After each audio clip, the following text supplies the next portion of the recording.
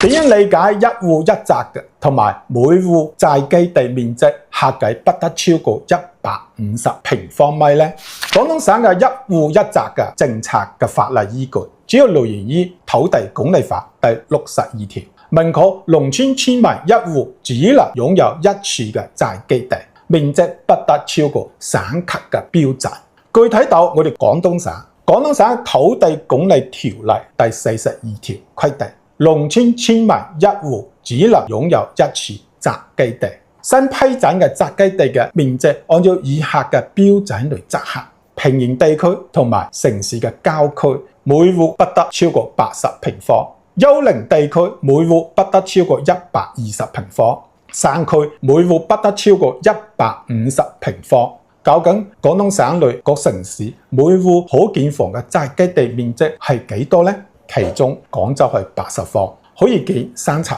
順德南海係80方，可以建3層半；深圳係100方，可以建3層。那麼我哋東莞係幾多呢？我哋重點講下東莞嘅情況。根據《東莞市農民安居房管理辦法》以及《東莞市補辦宅基地審批執行辦法》等相關嘅文件規定，東莞實行一戶一宅嘅政策。每戶用於建農房嘅宅基地用地面積合計不得超過150方。首先講一下一戶嘅認定標準係點樣嘅，係以公安機關嘅戶籍登記為準，年滿18周歲前必須與父母共同為一戶，年滿18周歲之後呢，可以單獨為一戶，結婚之後呢，夫妻雙方必須為一戶。再講一下一宅嘅標準。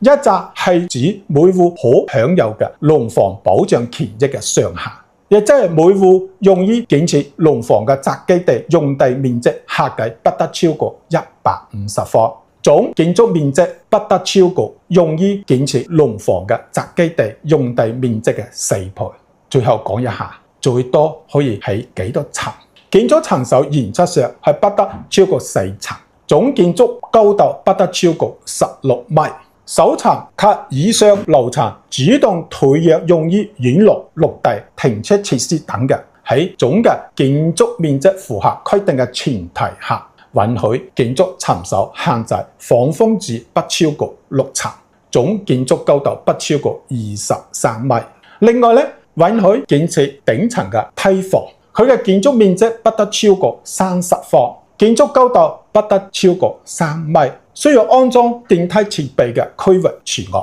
仲有一個規定呢，假如採用農房設計通用圖則推薦嘅設計方案嘅梯房嘅建築面積同埋建築嘅高度不計入總建築面積同埋總建築嘅高度。但係咧，假如你係唔採用嘅話，梯房嘅建築面積同埋建築嘅高度必須要計入總嘅建築面積同埋總建築嘅高度。